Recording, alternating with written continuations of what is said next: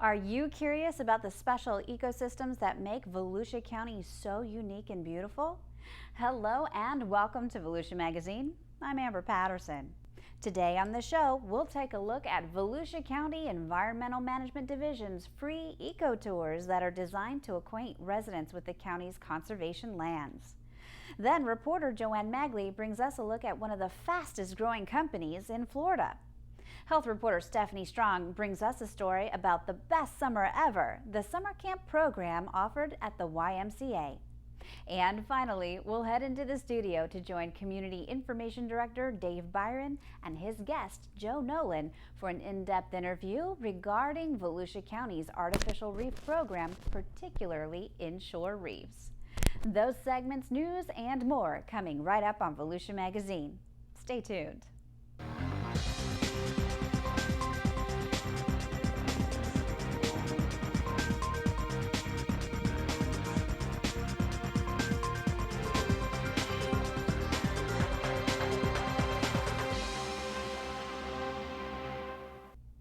Volusia County students are returning to school this week, and it's time to brush up on laws regarding school zones and school buses.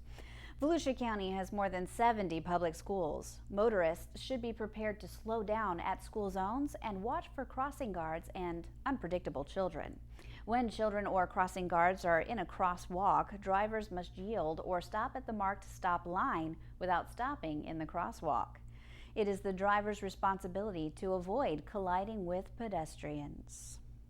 We're taking no zero tolerance approach. If you pass a school bus, we're going to write you. If you're speeding in a school zone, we're going to write you.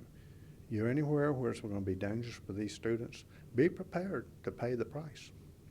Drivers who pass a stopped school bus improperly commit a moving violation. They may receive a citation and be required to pass a driver improvement course if convicted. On a two-way street or highway, all drivers moving in either direction must stop for a stopped school bus that is picking up or dropping off children. Motorists must stop if they are moving in the same direction as the bus and remain stopped until the bus arm is withdrawn. Passing a stopped school bus is a serious traffic infraction. If the highway is divided by a raised barrier or an unpaved median at least 5 feet wide, motorists do not need to stop if they are moving in the opposite direction of the school bus. Painted lines or paved markings are not considered barriers. When you're coming up to a school bus, one thing is you got to remember you cannot pass a school bus except under certain circumstances. You never can tell when a kid's going to dart around in front of a school bus. We've had them passing on the right-hand side of school buses where the kids are entering. It is your responsibility to make sure that you do this safely. And also, we're going to put people on school buses and follow school buses to make sure that the citizens are doing the right thing. For more information about Volusia County schools, you can visit volusia.k12.fl.us. Volusia County's Environmental Management Division sponsors the free eco tours to acquaint residents with the county's conservation lands and their diverse ecosystems. The tours are an opportunity for citizens to enjoy and learn about the scenic and environmentally sensitive publicly owned lands managed by county government. Environmental specialist Trey Hanna leads the popular program. So these programs have gained popularity over the years and want to keep that going, so we'll have guided hikes, kayak tours, bike tours throughout the conservation lands and other parts throughout Volusia County. And these are all part of Educate Volusia, which is a program that's going to be involving the Marine Science Center, Lyonia, and all the conservation lands. So we're all kind of working together to try to educate the public on the importance of Volusia County and the many diverse ecosystems that it holds. The next adventure will be a guided hike of Door Sleeper Spruce Creek Preserve on September 3rd. Participants can learn about the importance of estuaries and try their hand at seine netting. Other programs in September include paddling trips through Blue Spring State Park and the Indian River Lagoon and bike-abouts on the new rail trail in West Volusia and along Martins Dairy Road in New Smyrna Beach. Hikers can experience cypress domes and swamps on a guided hike through Longleaf Pine Preserve and walk through scrub habitat in Lyonia Preserve. Waiting to greet them at Lyonia will be the preserve's most precious resident, the outgoing Florida scrub jay. For people who prefer a more passive experience, the county will offer eco-buggy tours of the conservation lands the county has purchased and preserved over the years. The riding tour of Deep Creek Preserve will focus on the site's plant communities and agricultural history, while the trip through Tiger Bay State Forest will be led by foresters who will discuss land management and prescribed burns. For a detailed list of the adventures, you can visit volusia.org/education. Passenger traffic at Daytona Beach International Airport decreased 7% in July when compared with July of 2014. During the month, 53,431 passengers flew in or out of the county-operated airport when compared with 57,397 passengers last July.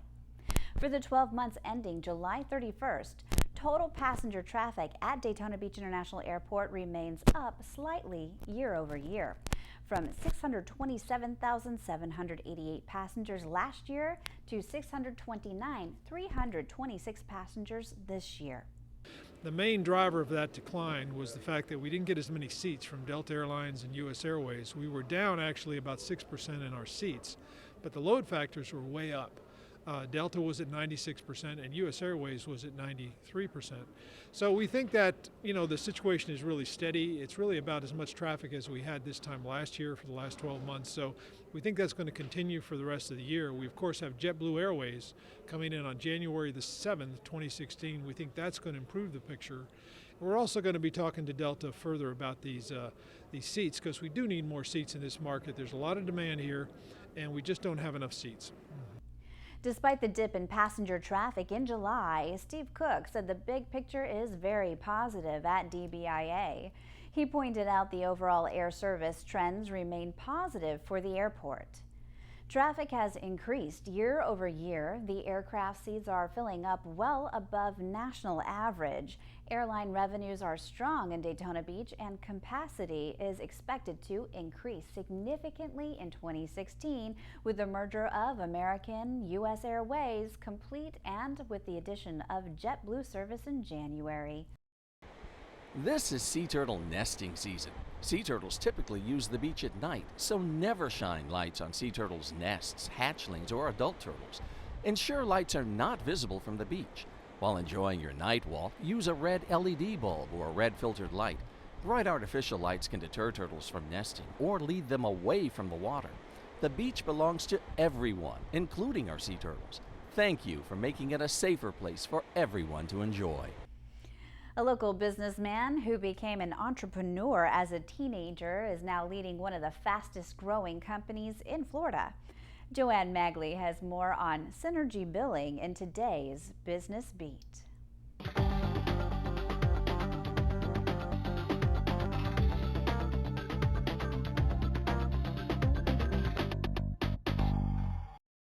When many middle school students have their minds on their studies or sports, Jason Meyer was already running his first small business.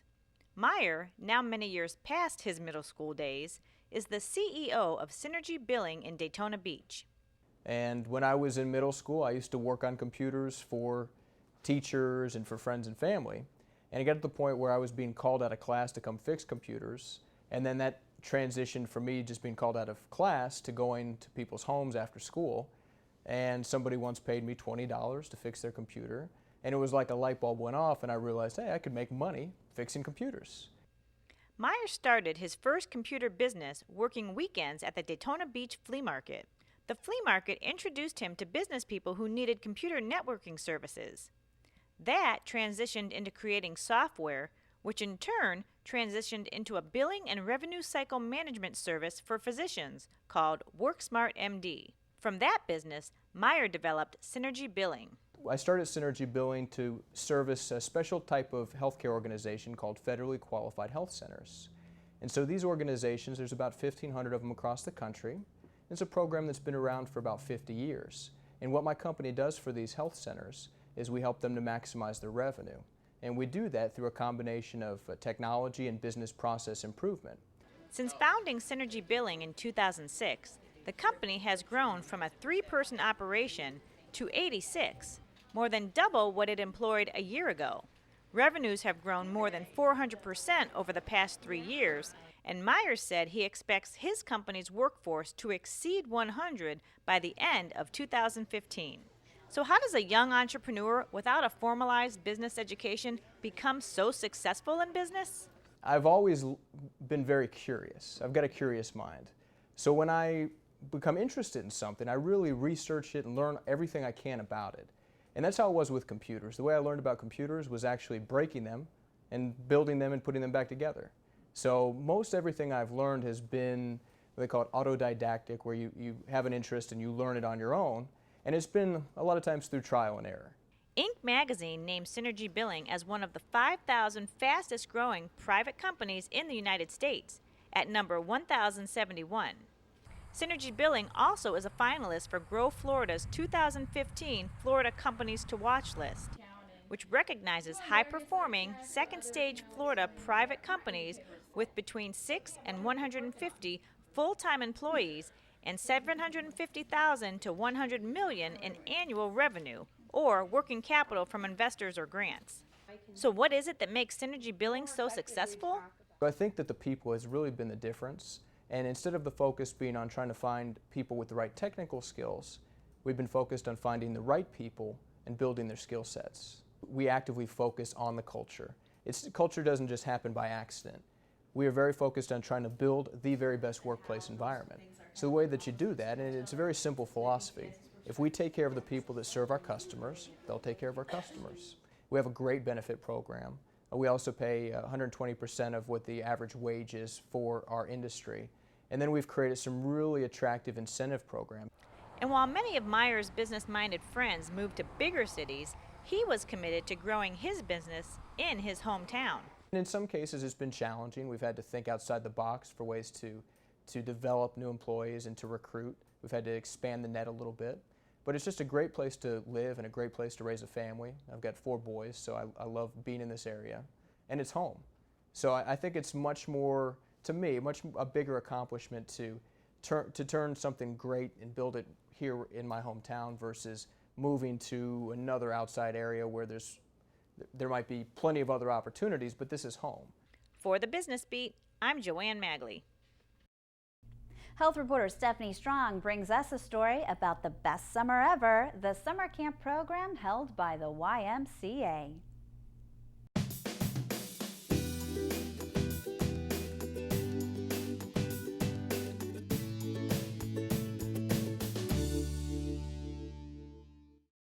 With 1 in 3 kids considered overweight or obese in Florida, it is important for youngsters to participate in physical activity and healthy eating. And there's so much to do to stay physically fit. The kids were able to participate in swimming, they were able to do some martial arts, gymnastics and tumbling. The kids played paintball, they went bowling, they did rock climbing and zip lining. Pretty much anything that would get them active counted. They could also do things on their own, and their parents could give them a sticker or sign off on it. Their coaches, if they played soccer, could sign off. So the whole idea was really just to get kids active, but with our vendors and our sponsors and our partners in the program, in the Best Summer Ever program, we tried to get kids to try new things too. Healthy Volusia and a number of community partners launched the Best Summer Ever to combat childhood obesity and to encourage youngsters to have healthy lifestyles during the summer and always. The Best Summer Ever program is it's an evidence-based program that actually started in Sarasota County, and the Volusia County Health Department decided to pick it up and work together with several agencies in the area to create a collaboration to help kids stay active over the summer. We know that activity levels tend to decrease when kids are out of school.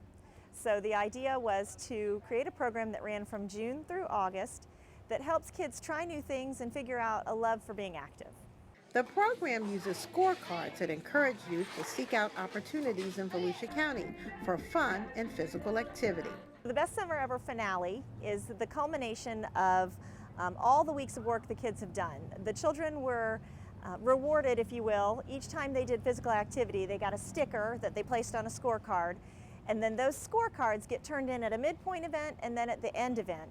And the children that have the most stickers are eligible for certain prizes and drawings. So rewarding kids for being active is what the whole premise of the program was.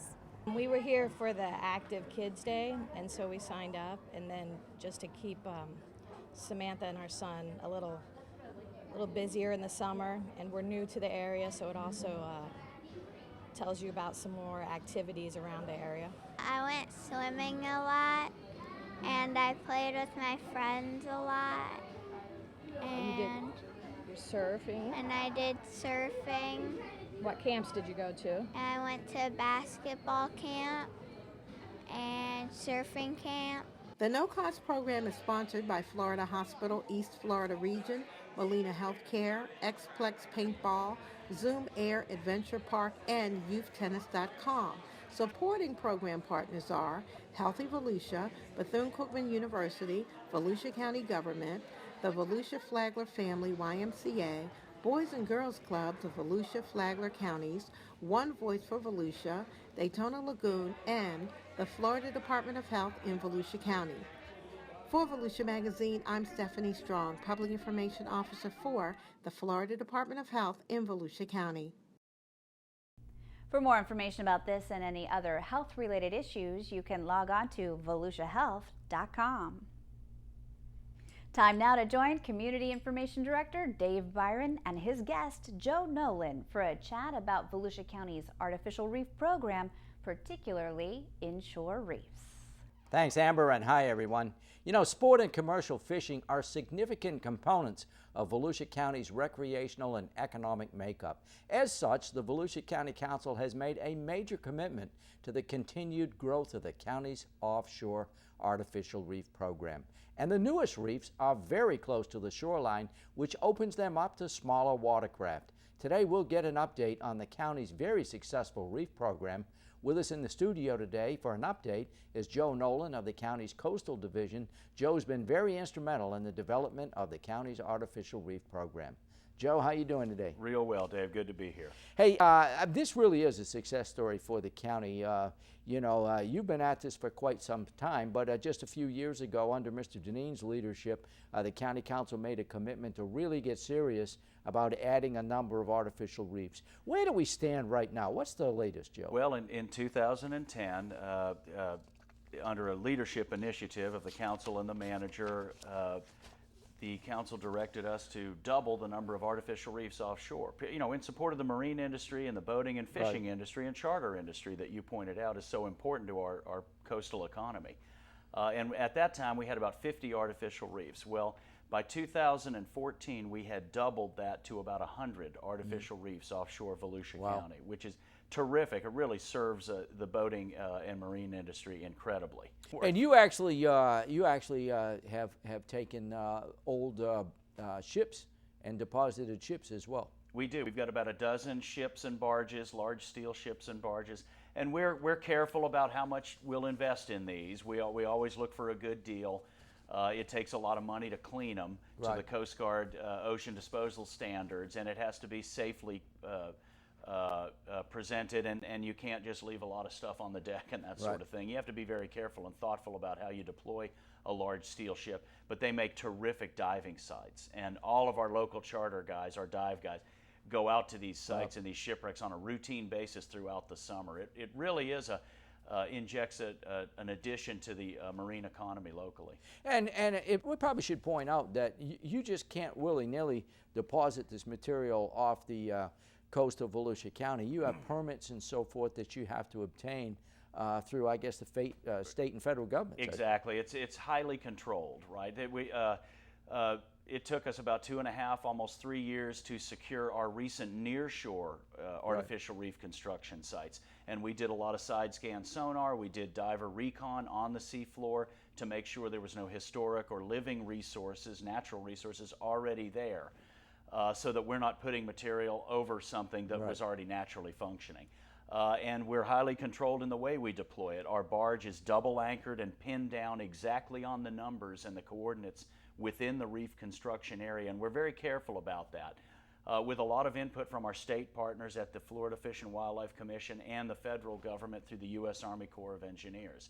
So it's a complex approach, right, to make this happen.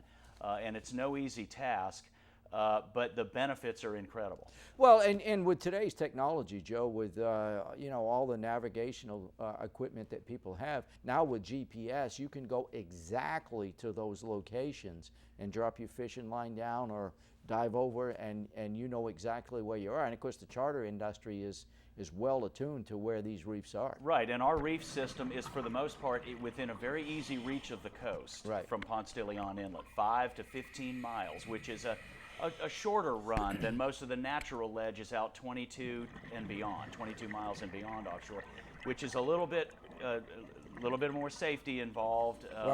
You have to be a little more careful, have to have a larger boat with a lot more fuel, and it's a longer run, so it's going to cost a little bit more.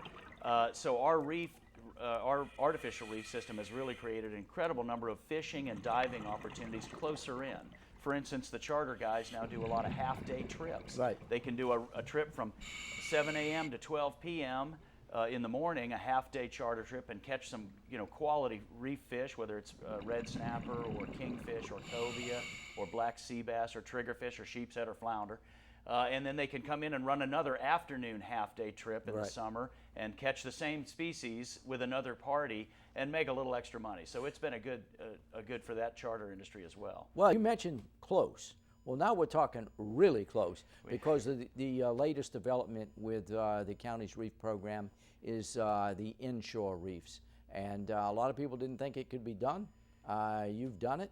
Tell us about the inshore reefs. Well, we've established 2 near-shore reef construction areas, and they're within 1 mile of the beach. Wow. 1 mile off of Flagler Avenue in New Smyrna Beach, and then 1 mile off the Sunglow Pier area in Daytona Beach Shores. And the 2 locations, the 2 reef construction areas, are state and federally permitted. They're approximately 1,500 feet by 1,500 feet square. Wow. And then we can now build individual artificial reef placements within that 1,500 by 1,500 foot square area, about 30 acres.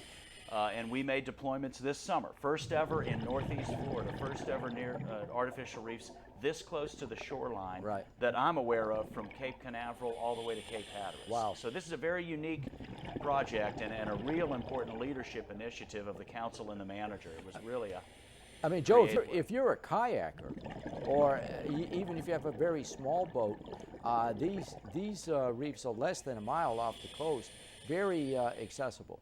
Absolutely, absolutely. I've got stand-up paddleboarders tell me they're going to be heading out there on their stand-up paddleboards to fish for kingfish and cobia on calm days in the summer. And kayakers for sure will be out there. It's about, the closest one is about 3,500 feet right off the beach in about 35 feet of water off Flagler Avenue. And then the Sunglow Pier Reef about the same, 3,500 to 5,000 feet offshore and in about 45 to 50 feet of water. So these would be great diving spots too. We've dove them already a couple of times, and it's incredible what is taking place in terms of the marine growth that has already happened there.